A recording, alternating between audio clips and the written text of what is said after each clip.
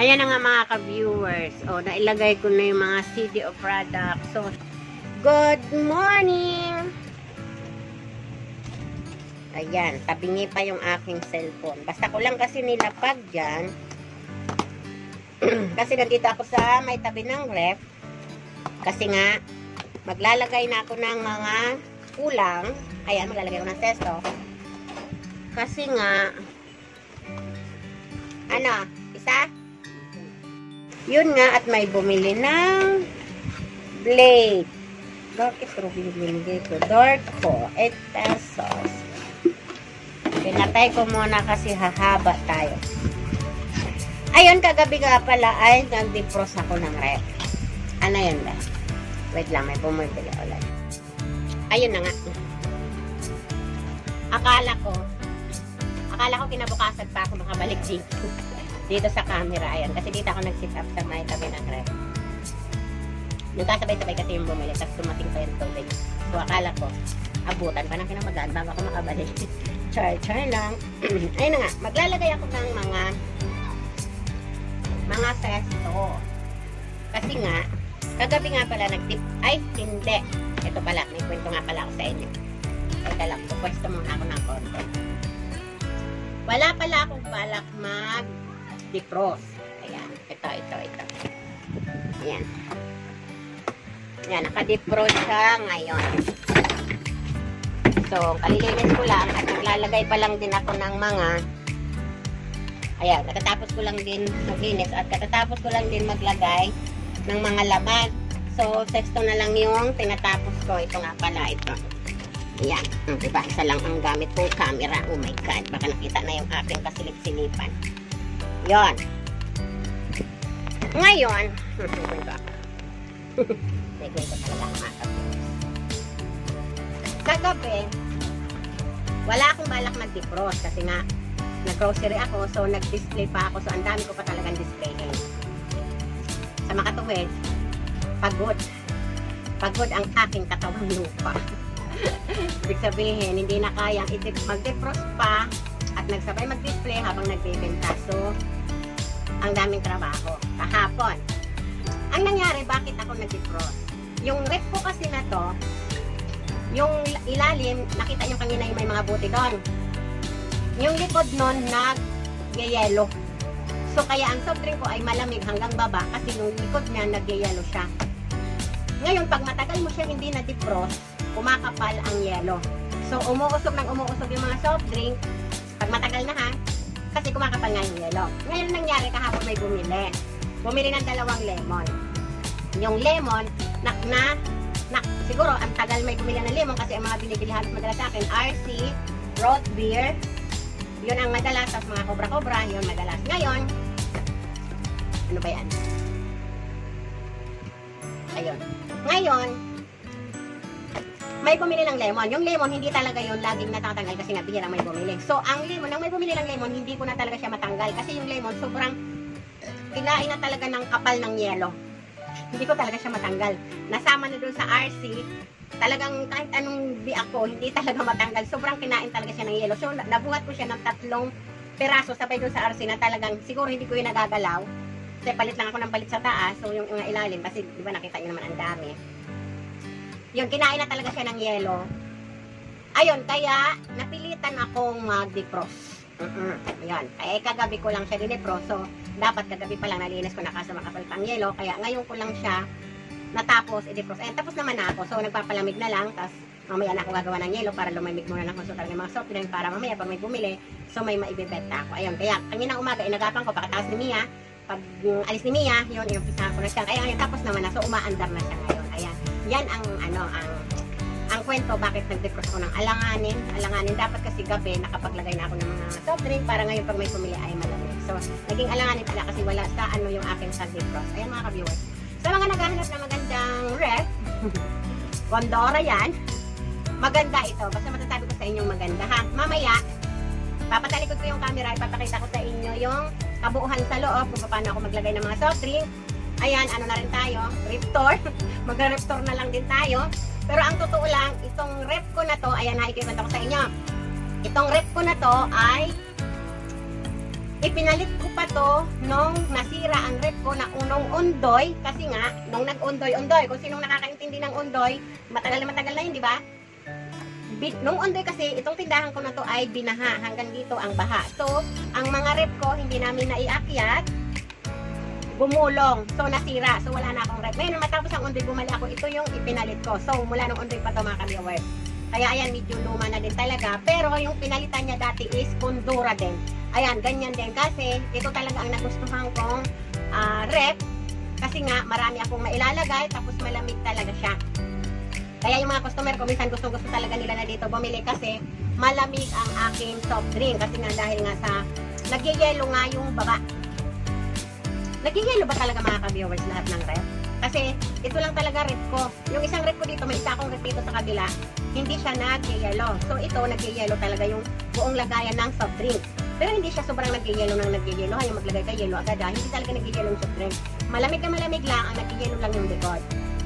So, dahil sa ito lang talaga yung mga rep ko mula dati, paulit-ulit lang pag nasira, Kondura. Pero pangalawa pa lang dito, kung hindi naman nasira yung, hindi naman nagundoy, hindi naman siya nasira, maganda siya talaga.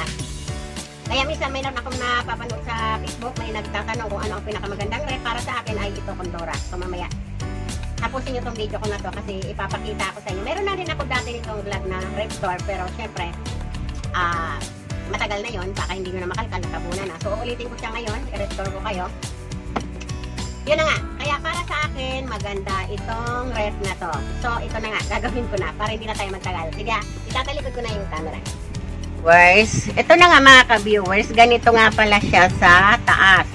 So, yung mga CDO ko, nandun pa sa kusina. So, mamaya, kukunin ko yon, ipapakita ko ulit sa inyo. Ayan, tapos nilagyan ko ng plastic kasi maglalagay ako ng yelo para pag binuhat yung yelo ay tanggal siya kaagad kasi dito mo siya hawakan. Oras na magdikit ang yelo. Kaya kailangan maglagay talaga ng plastic. Ayan, makapal yung plastic na yan. So, dito, puro CDO yan. Mamaya, papakita ko na sa inyo. Tapos dito, naglalagay ako ng mga tender juicy. Kasi pag dito ko siya nilalagay, pag may yelo na, hindi siya basta-basta din nalulusaw. Kaya, ayan, dito, part ng mga frozen talaga, mapapinto at mapadito. Ayan yung mga paninda ko. So, dito sa baba, dito lang talaga ako naglalagay ng yelo. And then, pag matigas na siya dito, nililipat ko siya dito sa ice cream. Ayan, nililipat ko siya dito sa mga ice cream ko. Ayan, sa loob. Meron nga dito. Ayun. So, yan yung ginagawa ko mga ka-viewers. Tsaka maglalagay ulit ako. Para at least yung ice cream natin ay hindi natutunaw. So, ayan nga. Mamaya, papakita ko sa inyo. Ando pa sa kusina. Hindi ko pa naayos. Kasi ito pa lang ang tinapos ko. Ayan, tingnan nyo naman mga ka-viewers. O, dito sa taas, part yan ng Coke, Sprite, Royal, at Cobra. Yan ang nahalo dito. Tapos dito, RC, Orange, Lemon, saka itong, ito, root beer. Ayan, dyan sa pangalawa. So, ang ilalim niyan, yun, minsan pag hinahatak ko to, hindi ko na mahatak kasi minsan nag-yelo sa loob. Pero, pag matagal na talaga pag sobrang yelo na. Pero gaya nito, matagal naman to bago ulit ako mag-defrost. Ayan. Tapos dito sa baba, yung mga kasalo. Tapos dito, mga RC. Hindi gaano kalakas yung RC. Ayan. Tapos dito sa loob, andyan may 1, 2, 3, 4, 5 na. Ayan, yung mucho. Ayan, may mucho yan sa ilalim. Ayan. Tapos dito sa labas, andito yung aking mga sesto. Kulang pa nga yan. Dito sa ilalim, mayroon ako ditong Mountain Dew, tsaka ano nga ba ito, Sunmig Light. Wala ako Sunmig Apple, naubusan ako, tsaka mga beer, beer. Pagka may customer, naglalagay na lang ulit ako sa freezer para mabilis. Kasi hindi mabili talaga masyado sa akin ang alak. Tapos, ayan, ito nga yung kabuuhan niya dito. Ito nga yung kabuuhan ng ano. Kaya sa mga nagtatanong kung ano ang magandang freezer, para sa akin ito dahil nga marami talaga ako nilalagay. Ayan. Ayan, malabo. Parang malabo ang camera ko. Mukhang hindi ko nalinis. Kaya, ayan. So, ito siya. Kasya naman. Yung ibang mga ano ko doon sa kabilang rep. Tapos dito, syempre, ayan. Tinanggal ko yung mga sili-sili. Ang nakalagay dito ay kamatis, sibuyas, kamatis, kalamansi, mga sili. So, hindi ko pa naayos. Tapos dito, syempre, meron ako dyan Mountain Dew na maliit, saka Sting. Tapos dito sa labas niya, siyempre double ano yan. Andyan naman yung mga Yakult. So dito naman sa baba, nandito yung mga mismo, ayan, sa loob. Mga mismo, tapos siyempre naglagay ako dito ng orange. So dadagdagan ko pa yan, siguro mga dalawa pa. Yan, tapos dito sa baba, nandito yung 500. So ayan siya mga ka-viewers. O, diba? Ayan ang kabuuhan ng rep na to. So, sobrang matanda na siya. Ayan, ang tatak niya ay Condora.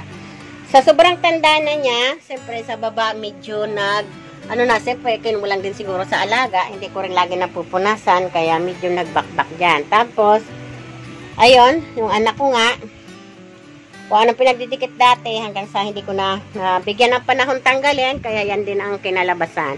So, dito, naglagay ako ng mga, syempre, yung mga, ng CDO, kasi may paninda nga ako, saka lahat ng mga soft drink na nandiyan sa loob, ay nandito yung mga tag price niya. Ayan, mga ka-viewers. Medyo may kalumaan na lang talaga, pero pag nakita mo sa loob, ay super ganda pa.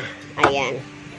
O, super ganda pa. Okay, mamaya papakita ko sa inyo pag nailagay ko na yung mga CDO product. Ayan mga ka-viewers, kitang-kita nyo naman.